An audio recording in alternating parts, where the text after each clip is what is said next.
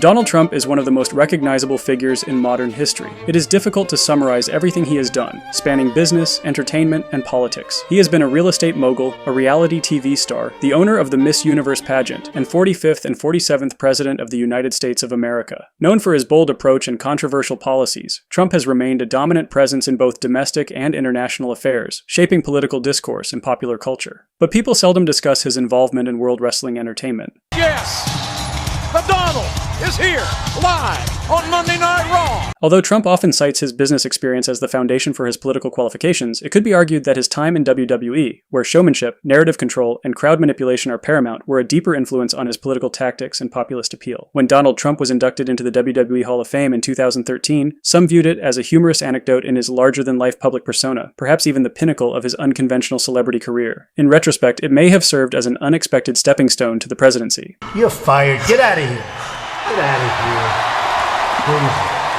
But how did Donald John Trump become involved in the world of professional wrestling? And how did he end up in the White House? Before delving into the subject matter, there are 2 points that must be addressed. 1! This video explores the intersection of Donald Trump's involvement with World Wrestling Entertainment and his 2016 presidential campaign. It is not intended to serve as an exhaustive review of his personal or professional career. There's 2 now! Everyone knows professional wrestling isn't real. It doesn't matter! Fans of professional wrestling know that professional wrestling isn't real in the competitive sense. The WWE has been very open about this for decades. It's not trying to be a legitimate sport. It's a spectacle, an experience, a unique fusion of storytelling, theatricality, athleticism, and stunt work. It serves as a powerful medium for cultural commentary, using techniques and tropes found nowhere else in entertainment. The skill, dedication, and showmanship of its performers are undeniable, from larger-than-life personas to gravity-defying acrobatics and emotionally charged drama. Yes, the outcomes are scripted, but the physicality is very real. Wrestlers put their bodies on the line to deliver unforgettable moments, like in 1998, when The Undertaker threw Mankind off Hell in a Cell and plummeted 16 feet through an announcer's table. To understand how Donald Trump became involved with WWE, one must understand the history of WWE. Particularly, one must understand the story of its founder, Vince McMahon. Vince McMahon Jr. was born on August 24, 1945. His father, Vincent James McMahon, was a professional wrestling promoter who abandoned his family after Vince was born. When Vince was 7 years old, his dad founded the Capitol Wrestling Corporation. After Vince McMahon met his dad for the first time at the age of 12, he became interested in wrestling and wanted to follow in his father's footsteps. Vince McMahon wanted to be a wrestler, but his father said that promoters should never be in the show. After graduating from East Carolina University and working as a traveling salesman, he joined his father's company as a commentator in 1969 at the age of 23. In 1971, he was assigned to a small territory in Maine, where he worked as a promoter. When Vince McMahon was starting out, professional wrestling was decentralized. There were about 30 different wrestling organizations in the US with their own territory. Each promoter respected their neighboring fiefdoms, and no takeovers or incursions were allowed. Vince McMahon did not want to be a regional king of wrestling, he wanted to be the wrestling king of America. In 1980, he officially founded Titan Sports, making himself the company's chairman and his wife, Linda McMahon, the co-chief executive. In 1982, he bought Capitol Wrestling Corporation from his father, acquiring its subsidiary, World Wrestling Federation. Vince McMahon went to work expanding WWF into a nationwide promotion. After taking over WWF, Vince immediately tried to get WWF programming syndicated, so it could be viewed on television sets across the country. The WWF broadcasting and traveling into rival territories drew irritation from the existing promoters who had enjoyed decades of peaceful coexistence. That same year, he recruited Hulk Hogan away from the American Wrestling Association and made him the company's charismatic headliner. In 1984, WWF broadcasted the Brawl to End Them All on MTV, which became the first cable television channel to host a live professional wrestling match. It earned a 9.0 Nielsen rating, making it the most watched program in the history of MTV. Unlike his father, Vince McMahon encouraged wrestlers to pursue acting and other media opportunities so they could be seen by a wider audience. They appeared in music videos, Hollywood movies, and a Saturday morning cartoon series on CBS. While Hulk Hogan, Andre the Giant, and Jesse Ventura were well known by wrestling fans, their acting roles turned them into household names and served as brand outreach for the World Wrestling Federation, enhancing its cultural reach and legitimacy. This media blitz rapidly expanded WWF's fan base from a regional niche to a national mainstream audience. On March 31st, 1985, the WWF held the first WrestleMania at Madison Square Garden, available on closed-circuit television, marketing it as the Super Bowl of professional wrestling. The event got a significant amount of publicity when Hulk Hogan and Mr. T hosted Saturday Night Live the night before. The World Wrestling Federation presents WrestleMania! There were 9 matches with 3 championships on the line, and there were guest appearances by Muhammad Ali as the special guest referee, Liberace and the Rockettes as the special timekeeper, and Cyndi Lauper as Wendy Richter's manager. The inaugural WrestleMania was a financial success, and proved that WWF's style of wrestling wasn't a mere fad. WWF had become synonymous with professional wrestling in America. The recognized symbol of excellence in sports entertainment. Vince McMahon had succeeded at creating a national wrestling brand, but a new opponent was entering the ring. In 1988, Ted Turner created World Championship Wrestling after buying the assets of Jim Crockett Promotions. Jim Crockett Promotions was one of the wrestling territories that Vince McMahon had invaded, which aired its programming on TBS. With its existing grassroots supporters and the resources of TBS, WCW would be WWF's greatest challenge thus far.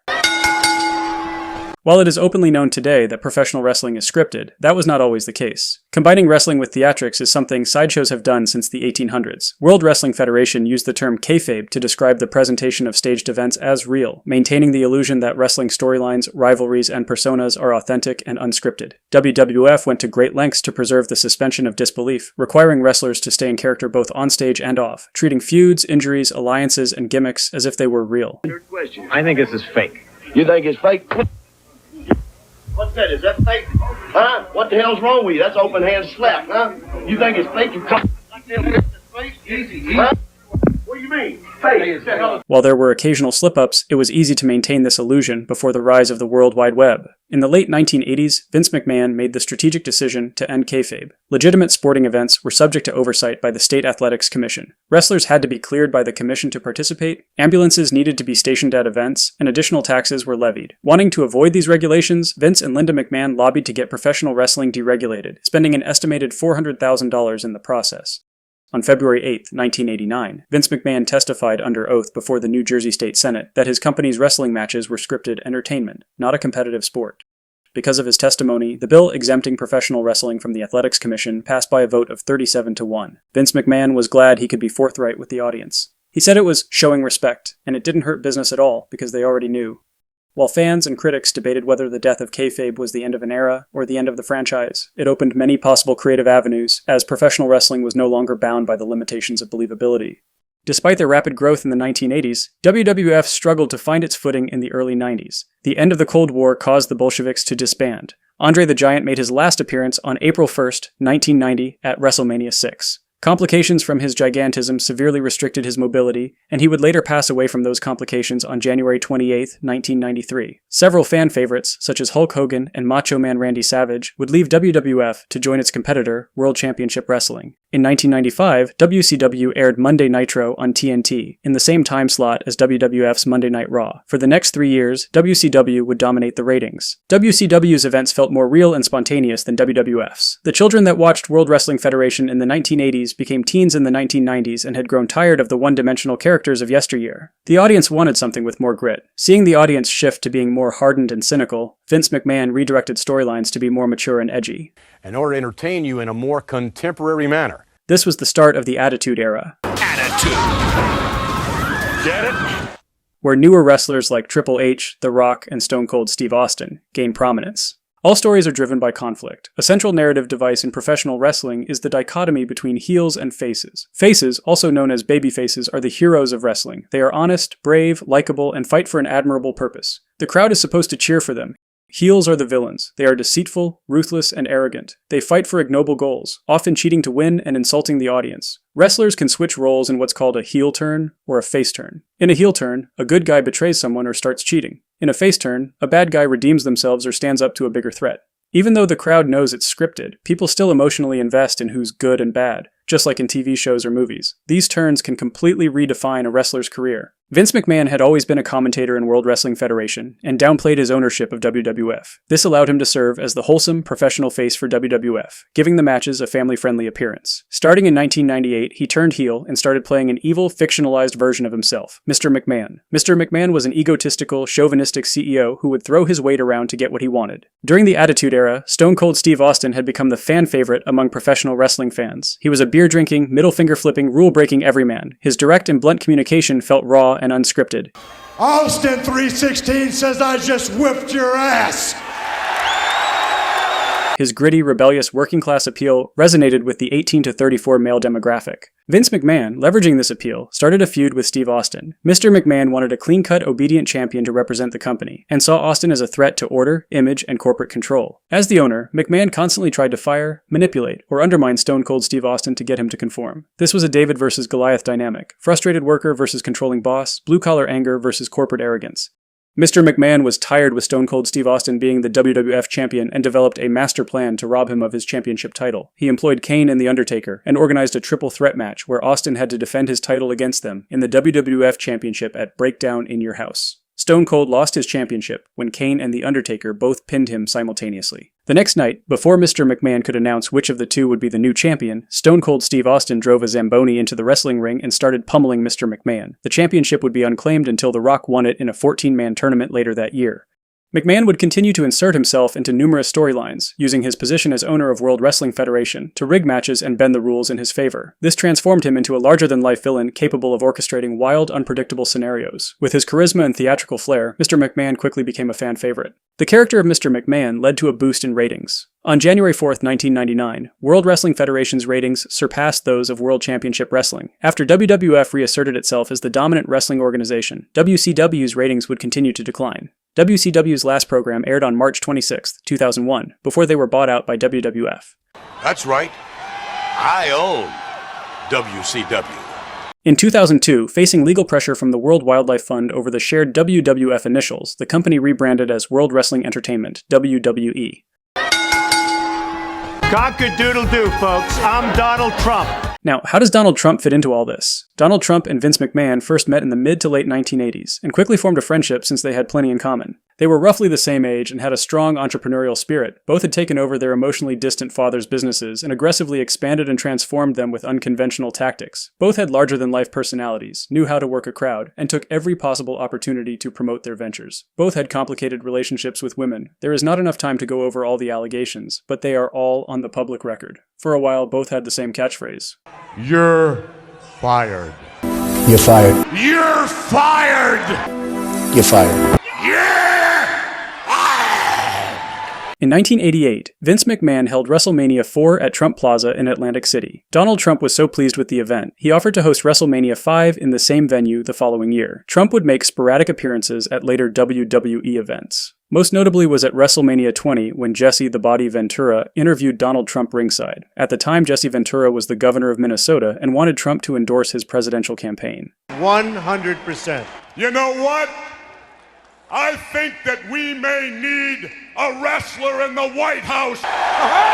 In December 2006, Miss USA Tara Conner sparked controversy when TMZ reported that she was at risk of losing her crown due to underage drinking, drug use, and alleged promiscuity. Donald Trump, who owned the Miss USA pageant at the time, decided not to revoke her title, stating that he believed in giving second chances. Rosie O'Donnell, who had a long-running feud with Trump, made jokes about the event while co-hosting The View, calling him a snake oil salesman who shouldn't be the moral compass for 20-year-olds in America. Trump fired back, telling People magazine that Rosie was a loser and that he would most likely sue her. World Wrestling Entertainment announced the pair would meet on Monday Night Raw and booked a match for January 8, 2007. Neither would set foot in the wrestling ring. As a joke, WWE had two impersonators playing their roles. The match was uneventful, and the wrestling itself was dull. The jokes were stale, predictable, and tasteless. The live crowd was disinterested and could be heard booing throughout the entire skit. After the match, Donald Trump sent Vince McMahon a letter stating that he resented the skit and that McMahon was out of touch with WWE fans. 3 weeks later, Vince McMahon was hosting WWE Fan Appreciation Night. How am I doing on Fan Appreciation Night?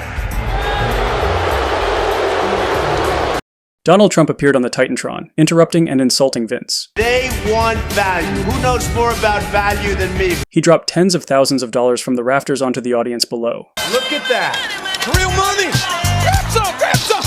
Donald Trump, you embarrass me like this?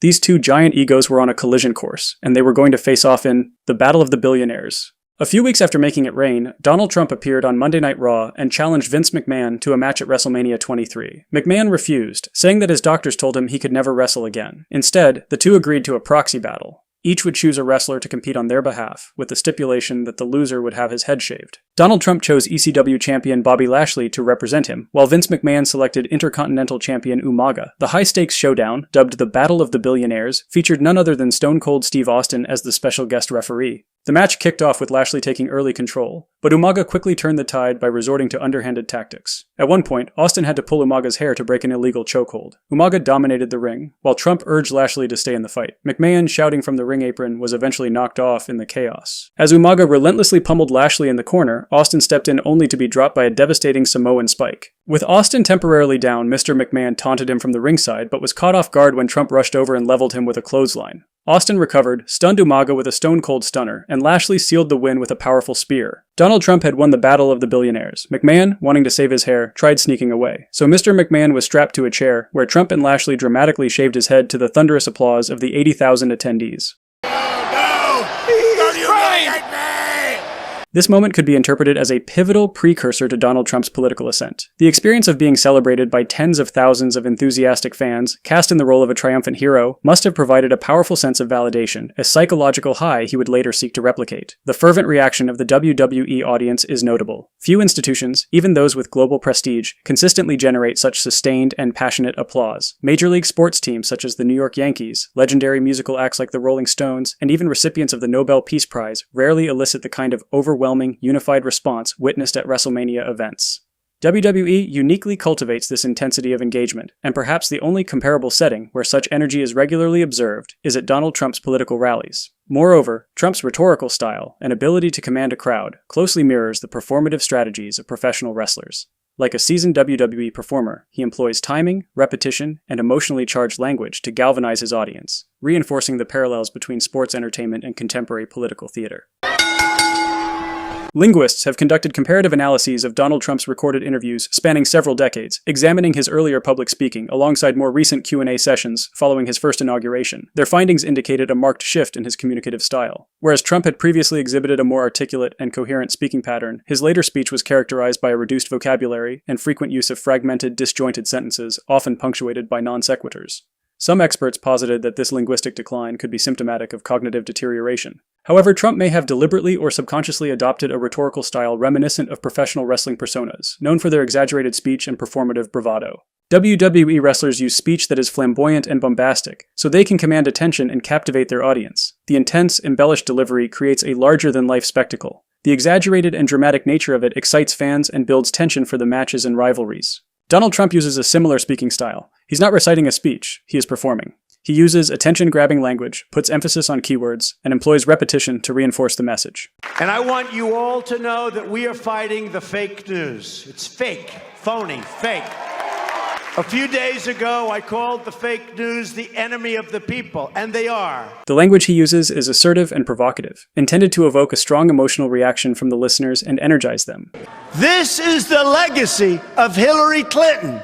Death, destruction, terrorism, and weakness. He also uses catchphrases to reinforce his brand and propagate his ideas. She's crooked Hillary, don't you understand that? This is one of the most crooked politicians in history. To paraphrase Ernest Hemingway, big emotions do not come from big words. Simpler words can be more effective. By concisely stating his message in sound bites, he was able to efficiently disseminate his message to the people. Build that wall. Build that wall. Build that wall.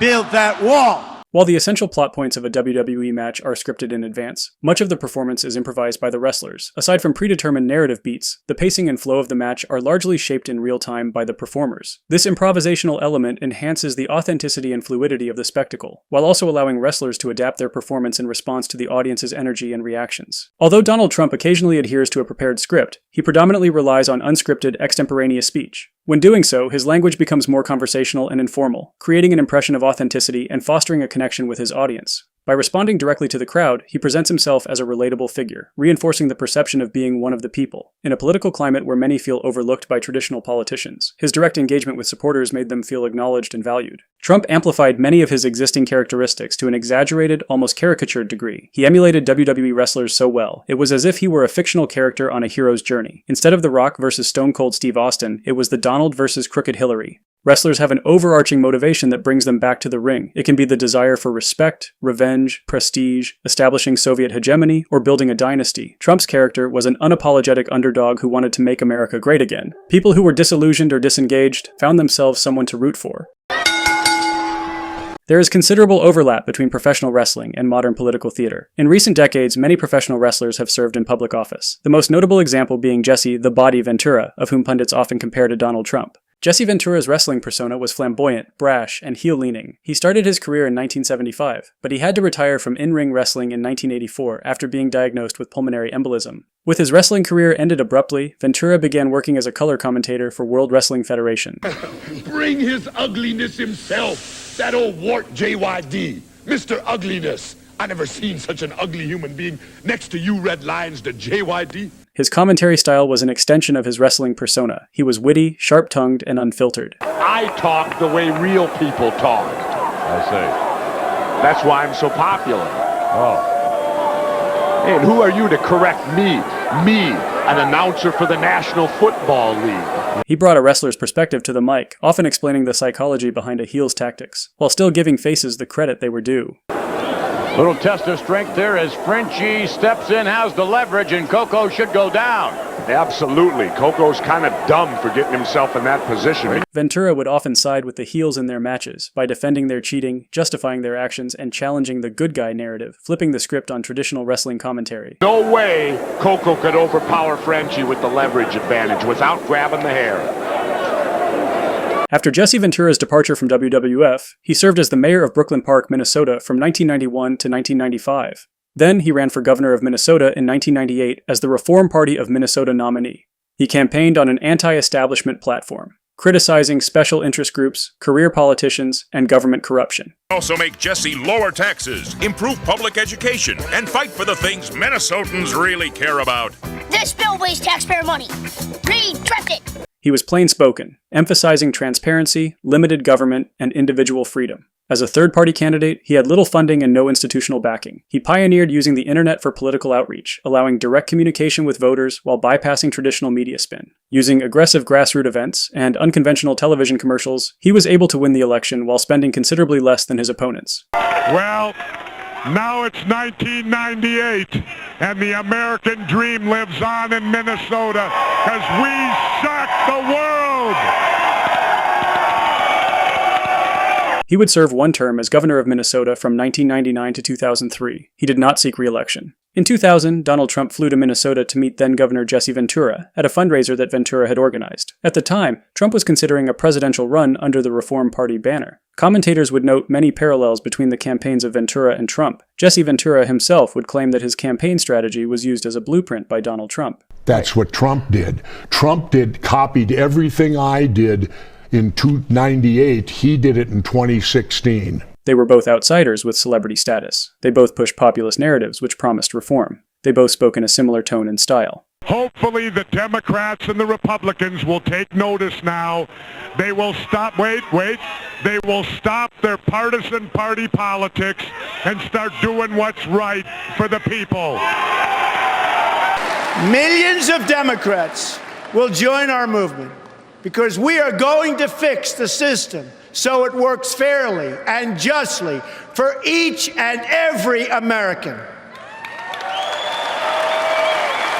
It's kind of ironic because we're going to have fun tonight. You know why? We're going to have some fun. It's kind of ironic. We like to troll. We like to go the night before one of their primaries. We do a little trolling. It's called we do a little trolling. And the winner of this battle royal will then be the #1 contender for the World Heavyweight Championship. And just a few weeks ago, the United States Special Forces brought the world's #1 terrorist to justice. Randy Macho Man Savage. And you know what I love about you, Macho Man, is you know where it's at. Here we sit, seated, and you're still the Intercontinental Champion. My uncle was a great professor and scientist and engineer, Dr. John Trump at MIT. Good genes, very good genes, okay? Very smart. The Wharton School of Finance, very good, very smart. Trump built his political brand much like Vince McMahon built World Wrestling Entertainment, by replacing tradition with spectacle, generating free publicity, and outmaneuvering his rivals. McMahon made wrestling a cultural juggernaut through media saturation. Trump took a similar approach with his presidential campaign. When Donald Trump announced his presidential campaign, he caught the world's attention. It is somewhat common for celebrities to run for office as a PR stunt, but this was different. They're bringing drugs, they're bringing crime, they're rapists. I'm really rich. I'll show you that in a second. I would build a great wall, and nobody builds walls better than me, believe me. The American dream is dead. It was sudden and intense and unfiltered. Some people loved what he said, some people hated it, but the general impression was that he was demolishing the business empire he had spent decades building. I'm just really happy right now. His campaign announcement was so outlandish and divisive, major businesses and organizations cut ties with him. He became a global laughingstock. So, Jenny, could he actually win? No freaking way! Oh my God! While many regarded this stunt as an egotistical impulse driven by delusion, it may have been a tactical maneuver. Compared to Hillary Clinton's campaign, Trump spent virtually no money on TV ads. He did not need to, since major TV shows were putting him on the air for free. He was invited onto many programs and would even spontaneously call into the news broadcasts to speak live on air. They eagerly welcomed this, since they were certain he would embarrass himself or say something headline-worthy. In doing so, they inadvertently gave him a platform to directly speak to the American public. Much better health care at a much lower cost, and also at a lower cost for the country. Obamacare is a very, very massive expense for our country. When covering a subject, journalists often summarize events in ways that reflect their own perspectives, using language that conveys their personal biases. When Donald Trump disagreed with the way he was portrayed or paraphrased, he would call in to clarify his position. He would use more favorable language to present himself, and he adopted a tone that sounded relaxed and reasonable. By publicly challenging pundits on their own programs, he cast doubt on their objectivity, making them seem biased and unreliable to viewers. Not 5,000. I had one of those counters, Donald. Did you really have 12,000 people? I had 12,000 people. Really? It was Okay. announced by the convention center and by government. These moments became a key rationale for Trump's supporters, reinforcing their belief that the media was conspiring against him and providing them with a basis to dismiss any negative coverage. I'm not running against crooked Hillary Clinton. I'm running against the crooked media. Donald Trump not only benefited from extensive media exposure through his appearances on mainstream platforms, but he also generated significant publicity by transforming himself into a viral internet meme. Memes are cultural elements or ideas that are spread through replication and repetition. Although the word meme is generally associated with images and videos shared on the internet, it conceptually parallels the function of genes in biological evolution in the sense that they self-replicate, mutate, and respond to selective pressures. Memes are a powerful tool for the rapid dissemination of ideas, as they are easily shareable and have the potential to resonate with a broad audience. Donald Trump is a prolific subject of internet memes, due to his distinctive personality, recognizable appearance, unconventional communication style, celebrity status, and prominence in popular culture. Everybody's always blaming me for everything. Those traits, paired with the surreal nature of his political campaign, made him an ideal subject for viral content. Memes can reflect societal attitudes and trends. The ones that go viral tend to be relatable, since people connect over shared experiences, feelings, or observations. Trump had been famous for decades, but his peculiar campaign announcement made him front-page news. Donald Trump's candidacy proved to be highly polarizing, with virtually every aspect eliciting intense reactions from both supporters and detractors. Naturally, a lot of memes would be made and shared on social media. I don't think they like me very much. Social media algorithms prioritize content based on user engagement. As he became a lightning rod for public opinion, posts about Trump came to dominate nearly every social media platform. Memes usually ride trends in pop culture and have short lifespans, but because Donald Trump received national media coverage for every minor action, he was constantly trending. Memes can evolve over time, with people adding their own creative changes or adapting it for comedic effect. This constant reinvention keeps the meme in circulation, with the core format staying the same. Memes are accessible, since they are simple, brief, and engaging. With Trump's straightforward populist message and abbreviated speech patterns, his statements are highly adaptable to meme culture. Some of those memes became de facto campaign slogans, encapsulating and amplifying his political narrative.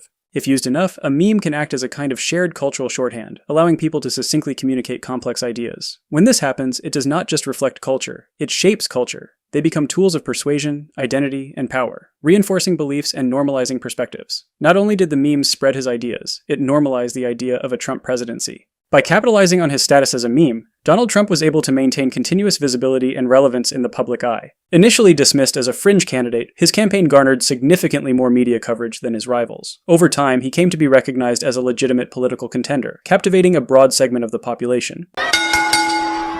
In the 2016 Republican presidential primaries, there were 17 candidates competing for the nomination. Initially viewed as a joke candidate, Donald Trump defied expectations by amassing sufficient support to qualify for the first Republican primary debate. The rules for tonight are simple.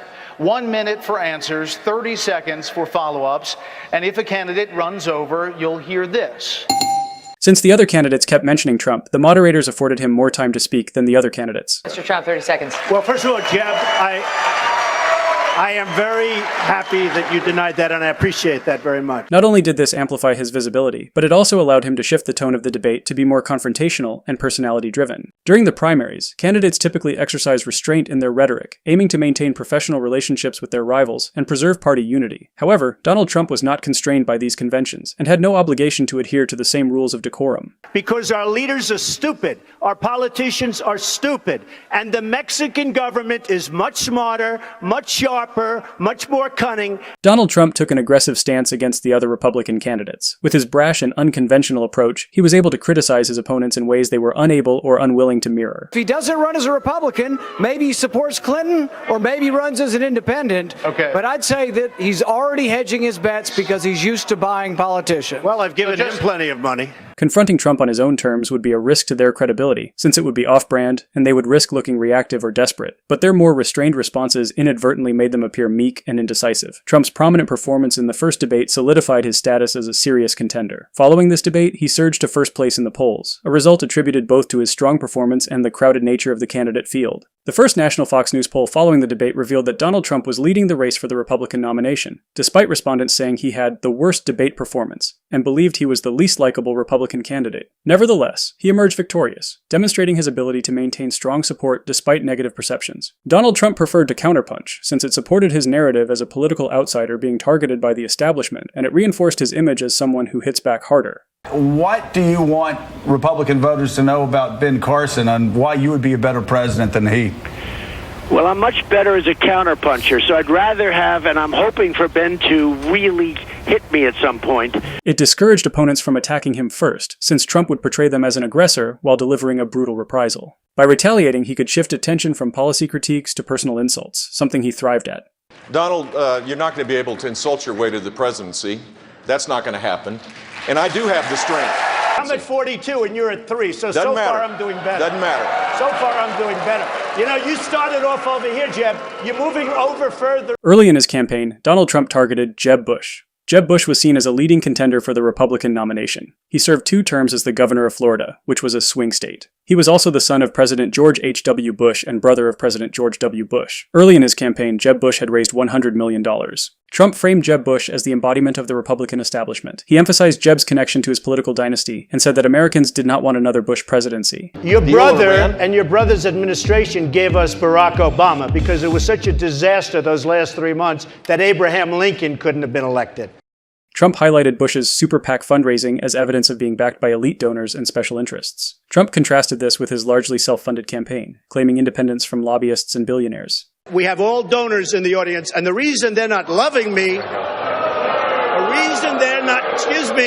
reason they're not loving me is I don't want their money. I'm going to do the right thing for the American public. I don't want their money. I don't need their money. Jeb Bush tried to avoid engaging with Trump to stay above the fray. This strategy was seen as cautious, but it also made him appear passive. Trump mocked his debate performances and called him low energy, amplifying the narrative that Jeb Bush lacked the charisma and stamina needed to lead. The unexpected turbulence caused by the Trump campaign hurt him in ways that he could not counter. He also said about language. I've laid out my plans. He said about language. 2 days ago, he said he would take his pants off and moon everybody, and that's fine. Nobody reports that. He gets up and says that. Combined with some of Jeb's blunders on the campaign trail, the former frontrunner was turned into a punchline. A guacamole bowl called the Guacabole. Sure, it doesn't say Jeb on it, but would you put your name on a $75 bowl that normally sells for $9? He would drop out of the race after the South Carolina primary, the third state election. So tonight, I am suspending my campaign. Yeah. When Jeb Bush dropped out, Donald Trump focused his jabs on Ted Cruz, who had become his biggest competitor. Initially, Donald Trump and Ted Cruz were strategic allies, even appearing together at a Tea Party rally opposing the Iran nuclear deal. I was Donald Trump here. Well, look, it's not complicated. Number one, I like Donald. Yeah. But number two, everywhere Donald goes, he brings 100 television cameras. Cruz avoided criticizing Trump early on, hoping to inherit his supporters if Trump faltered. When Ted Cruz won the 2016 Iowa Republican presidential caucuses, Trump turned on him and disputed his eligibility to be president due to his Canadian birth.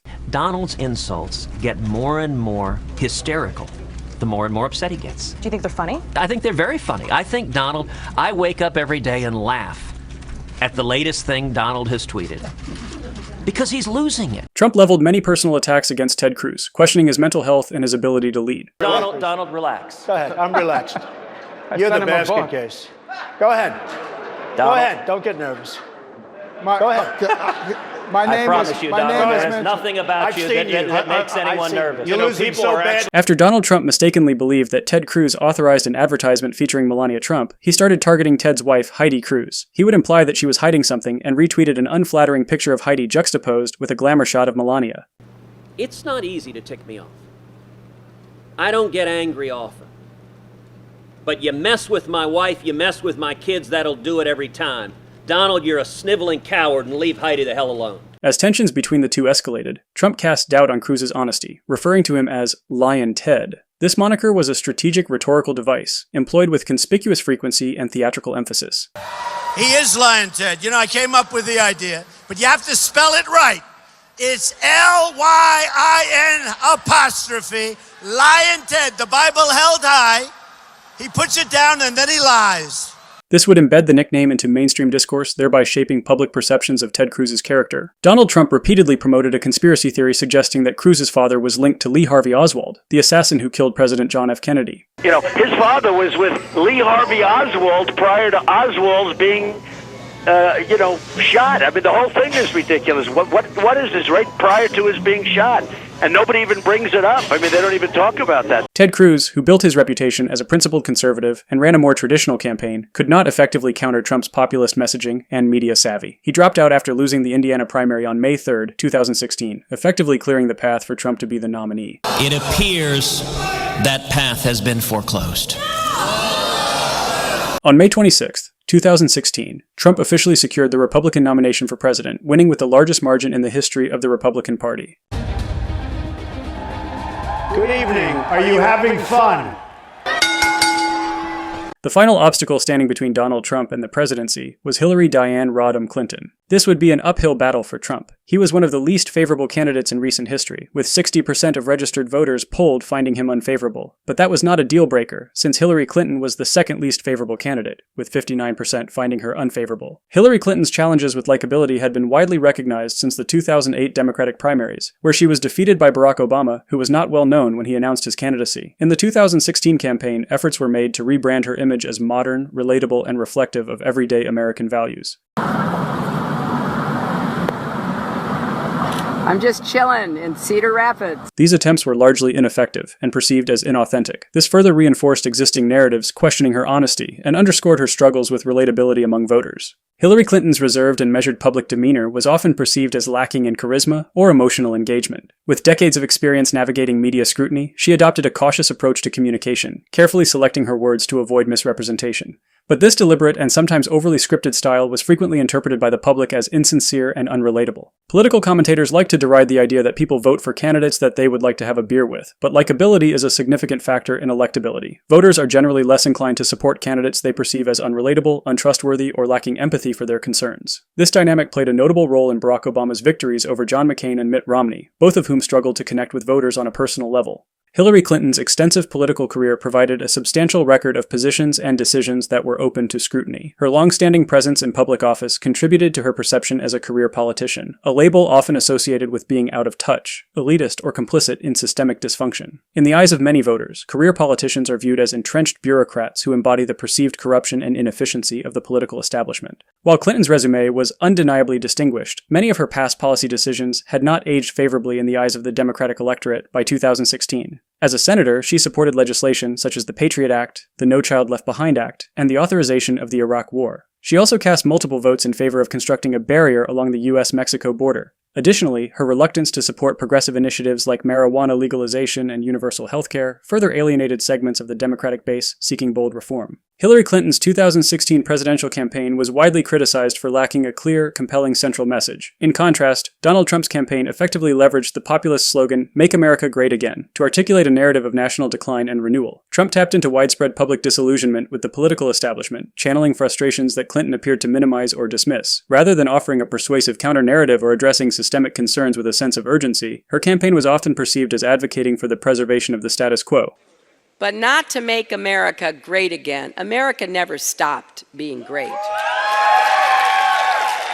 Many voters, particularly those feeling economically or culturally marginalized, were drawn to Trump's promise of disruptive change, even if its outcomes were uncertain. His willingness to challenge entrenched institutions gave disaffected individuals a sense of agency and optimism. In this context, the possibility of change became more appealing than the perceived stagnation of inaction. Hope, however speculative, is a vital psychological resource for those enduring hardship. Hillary painted Donald Trump as an unqualified candidate, while portraying herself as level-headed and experienced. Donald painted Hillary Clinton as the avatar of a corrupt, broken establishment, and portrayed himself as an underdog who was going to save America. This stark contrast in narratives shaped the overarching themes of the 2016 election, presenting voters with a choice between continuity and upheaval. It seems counterintuitive to call a famous billionaire an underdog, but Donald Trump was challenging the political establishment and mainstream media, institutions that collectively wielded significantly more wealth, influence, intellectual authority, and institutional legitimacy. Many Americans harbor deep skepticism, if not outright resentment, toward both career politicians and large corporations, often feeling powerless in the face of these dominant forces. By vocally confronting these elites, Trump tapped into a widespread populist sentiment. His defiance of traditional power structures resonated across party lines. Let me tell you, the people don't trust you,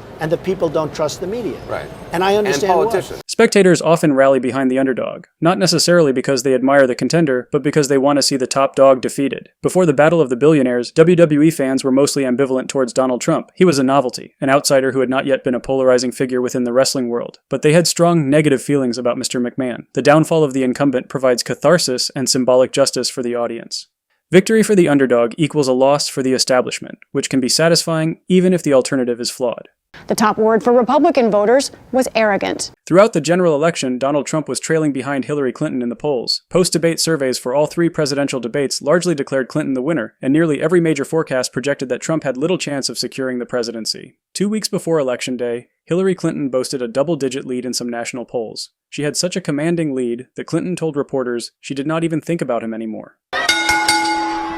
During her 2016 campaign, Hillary Clinton faced significant scrutiny regarding her use of a private email server for official government communications while serving as the U.S. Secretary of State from 2009 to 2013.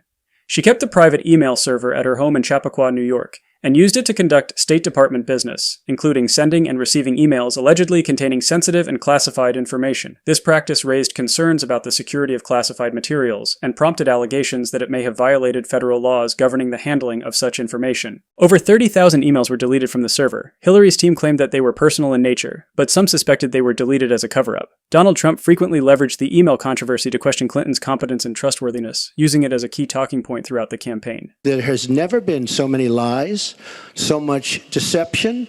There has never been anything like it. On July 5, 2016, FBI Director James Comey announced Hillary Clinton and her team were extremely careless in handling classified information, but he recommended no criminal charges be filed against her. It seemed like that was the end of it. The vice chairwoman of Hillary Clinton's campaign was Huma Abedin, Hillary's protege and close advisor. She married then U.S. Representative Anthony Weiner in 2010, with Bill Clinton officiating the ceremony. At the time, Anthony Weiner was a rising star in the Democratic Party. You vote yes if you believe yes. You vote in favor of something if you believe it's the right thing. On May 27, 2011, Congressman Anthony Weiner used his public Twitter account to send a sexually suggestive photograph to a 21-year-old female college student. Initially, Weiner claimed that his account had been hacked, suggesting the incident was an attempt to ridicule him due to his surname. The answer is I did not send that tweet. My system was hacked. I was pranked. It was a fairly common one. People make fun of my name all the time. When you name Weiner, you kind of get that. But he also stated that he could neither confirm nor deny if it was a picture of him. This is kind of strange. You can't tell me definitively that is a photo of you or it is not a photo of you? Look, here's what I'm reluctant to say to you definitively anything about this. But I gotta say, it sounds strange. I mean, if somebody had a picture of me... He would later admit it was him in the picture and that he tweeted it accidentally. He would resign from the U.S. House of Representatives due to mounting pressure from the scandal. So today I am announcing my resignation from Congress. In 2013, Anthony Weiner decided to run for mayor of New York City, asking the people of New York to give him a second chance. Initially, he led the polls for the Democratic primary, but this would come to a halt when it was revealed that he continued to engage in explicit online conversations and sent inappropriate photos under the alias Carlos Danger. He asked for a second chance. These repeated controversies significantly damaged his campaign, and he ultimately placed 5th in the Democratic primary. Attempting to rehabilitate his public image, Anthony Weiner agreed to have his mayoral campaign filmed by a documentary crew. Instead of capturing a comeback story, they recorded his life collapse behind the scenes. The film, Weiner, released in 2016 to favorable reviews. Anthony Weiner refused to watch it, saying, "I already know how it ends." The main reason I haven't seen it is that I don't have to talk about it. On August 29, 2016, Huma Abedin announced her separation from Anthony Weiner after he sent an explicit picture, with his 4-year-old son sleeping next to him in their bed. On September 21, 2016, reports revealed that Weiner had yet again sent sexually explicit messages and photos, but this time to a 15-year-old girl in North Carolina. The criminal investigation led to the seizure of Weiner's electronic devices. During the investigation into Weiner's explicit messages to the underage girl, the FBI discovered a cache of emails on his laptop that were potentially relevant to the Hillary Clinton email investigation. On October 28, 2016, FBI Director James Comey notified members of Congress that the FBI was reviewing emails potentially related to Clinton's server. The apparent reopening of the FBI investigation into Clinton's emails led to a media frenzy and was leveraged by the Trump campaign. We never thought we were going to say thank you to Anthony Weiner. On November 6th, 2 days before the election, Comey announced that all the newly discovered emails had been reviewed, and the FBI did not change the conclusion they reached in July, effectively closing the investigation. The rekindled controversy hurt Hillary Clinton's public perception, but the polls still had her in a commanding lead. She was still forecast to win the election. Despite this, Donald Trump was defiantly optimistic he would win. In the final days leading up to the vote, Trump was attending up to 5 rallies a day in 5 different states. On November 8, 2016, Americans cast their votes at their respective polling places. All the forecasts anticipated a Clinton victory. As the night progressed and votes were tallied, the results were closer than pundits had anticipated. Pretty dramatic change in your forecast now. Well, it's not about our forecast. It's about the fact that we haven't had any swing states called yet, and those are states that Clinton was supposed to win Michigan, Pennsylvania, Wisconsin. Donald Trump won the swing state of Ohio. I didn't know it was going to be so early that we're going to be able to call Ohio for Donald Trump. I always thought it was going to fall into his side of the aisle.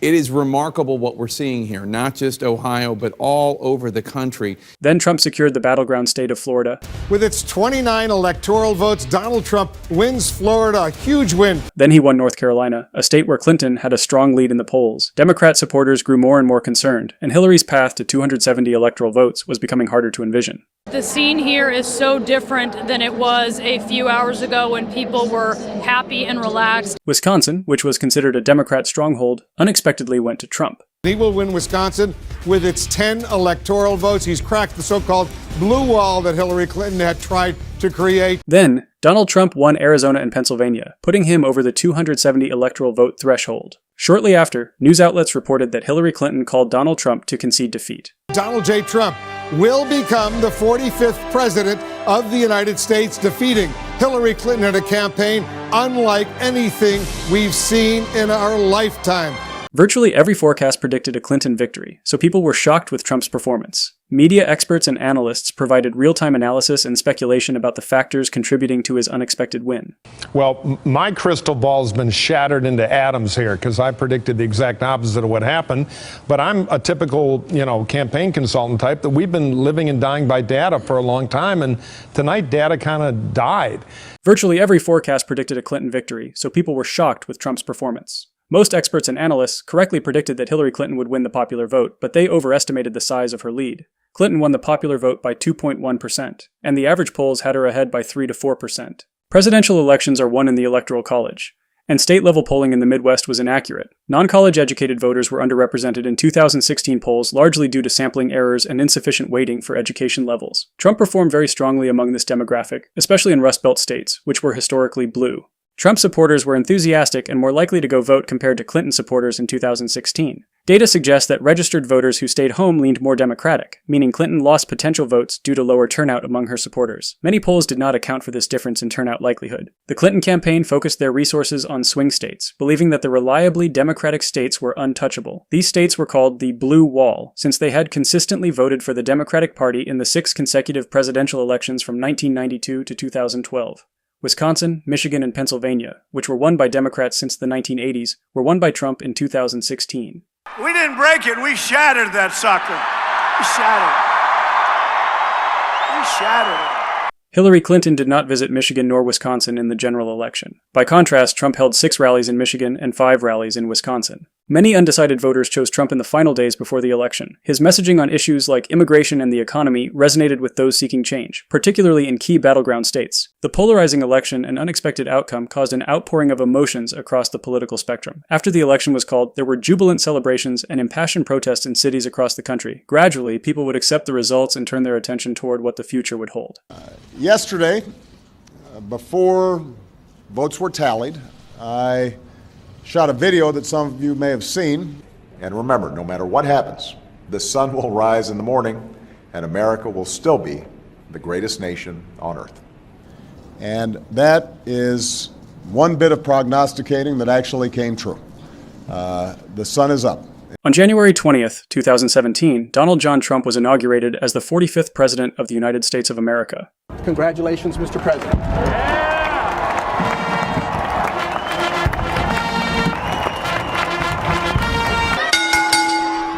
While nearly every aspect of Donald Trump's public life has been extensively analyzed, his role in world wrestling entertainment is rarely discussed in depth. It is often treated as an amusing anecdote, but this connection warrants more serious consideration for the insights it offers into Trump's media strategy, public persona, and political maneuvering. His decades-long friendship with Vince McMahon played a significant role in shaping his political trajectory. His appearances on WWE programming elevated his public image, presenting him as both authoritative and approachable. These engagements also provided opportunities to build relationships with influential media figures, helping him spread his message. Their long-standing relationship likely influenced Trump's decision to appoint Linda McMahon, Vince McMahon's wife, to be administrator of the Small Business Administration in 2017, and later the Secretary of Education in 2025. It is hard to sum up everything Donald Trump has done between 2017 and today. Trump's presidency and post-presidency have been extremely eventful. It is difficult to be concise and objective when so much of what he does is polarizing and unconventional. At the time of recording, he is serving his second term as President of the United States. He is in the middle of many controversial developments: legal, political, cultural, and personal. The legacy of Donald Trump is still a work in progress, and it is uncertain what the future will hold for him and the country he leads. But one thing is certain: he can take a stone-cold stunner like a champ. Wait! Austin! Austin, stun the